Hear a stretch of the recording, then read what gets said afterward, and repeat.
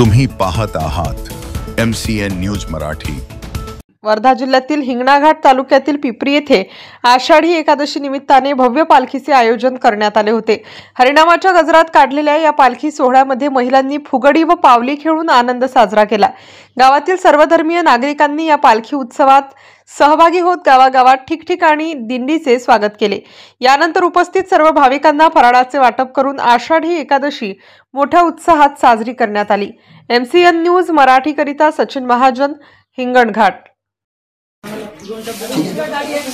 नमस्कार, MCN news मध्ये स्वागत आहे। आपण पिपरी या गावात आलो। इथे विठ्ठल रुक्मिणीची मूर्ती आहे, इथे नागरिक आहे। विशेष म्हणजे आषाढी एकादशीच्या निमित्त इथे भाविक जे आले आहेत आपण त्यांच्याशी जाणून घ्या। काय सांगणार, कशा निमित्त आज आषाढी एकादशी निमित्त विठ्ठल रुक्मिणी मंदिर पालखी मिरवणूक इथून विठ्ठल रुक्मिणी मंदिर पासून तर महादेव मंदिर पर्यंत, महादेव मंदिर पासून अवधूत महाराज ते सोनामाता मंदिर ते गाव फिरून गौरीशंकर मंदिर आणि परत विठ्ठल रुक्मिणी मंदिर इथे येऊन भजन पूजन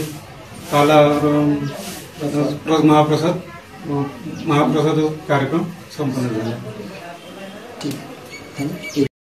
किती वर्षापासून ही परंपरा चालू आहे? आम्ही 15 पासून चालू आहे आणि सतत ही दरवर्षी आम्ही आषाढीला पालखी सोहळा काढत असतो आणि गावाला प्रदक्षिणा प्रत्येक मंदिरामध्ये फिरून आम्ही गावाला प्रदक्षिणा मारून आम्ही या विठ्ठल मंदिरामध्ये संपन्न करतो। आज भर पावसामध्ये तुम्ही आज जे पालखी आहे ती काढली आहे फुगडीच्या याच्या खेळामध्ये, काय सांगाल त्याबद्दल? भर पाऊस आम्हाला याच्यात आनंद व्यक्त होतो आणि ही आम्ही नेहमी करता 15 पासून मूर्ती स्थापना केली तेव्हापासून आमचा हा सोहळा चालू आहे आणि आम्हाला त्याच्यात आनंद व्यक्त करत असतो आणि आमचा उत्साह आणि गावकऱ्याचा उत्साह याच्यात आम्हाला खूप भरपूर सहकार्य मिळतात आणि त्याच्यामुळे आम्हाला सुद्धा आनंद, सुख, समाधान मिळते।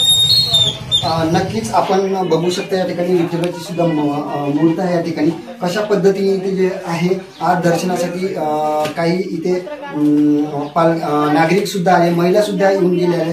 विशेष म्हणजे हे जे तुमचे जे मंडळ आहे ते केव्हापासून मंडळ आहे तुमचं? आमचं मंडळ 15 पासून आहे। 15 पासून आणि मूर्ती स्थापना झाला तेव्हापासून आमचं सतत चालू आहे आणि हा कार्यक्रम टिकून राहावं किंवा सदोदित चालू राहावं ही आमची गावकऱ्यांची सगळ्यांची भूमिका आहे आणि सदिच्छा म्हणून आम्ही सहकार्यानं आणि प्रेम भावनेनं मोकळ्या मतानं आम्ही हा कार्यक्रम गावाच्या सहकार्यानं पार पाडत आहोत आणि याच्यात आम्हाला गावकऱ्यांना आणि आम्हाला सुद्धा आनंद आहे आणि सगळे गावकरी मंडळी आस्वाद घेण्यासाठी येतात, दर्शनासाठी येतात। हे आमची परंपरा 15 पासून चालू आहे। इथे अल्पाहार सुद्धा करण्यात आला आहे। हो, अल्पाहार आम्ही गावकऱ्याच्या सहकार्यातून कोणी पैसे देतात, कोणी काही देतात, साबुदाणा वगैरे, याच्यामुळे आम्ही हा उपक्रम चालू आहे। आम्ही प्रसादाचा आणि असाच चालू राहावं आणि आम्हाला सगळ्याचा असं प्रेम मिळतात आणि या पांडुरंगाच्या कृपेनं हा कार्यक्रम टिकून राहावा अशी आमची सगळ्यांची इच्छा आहे।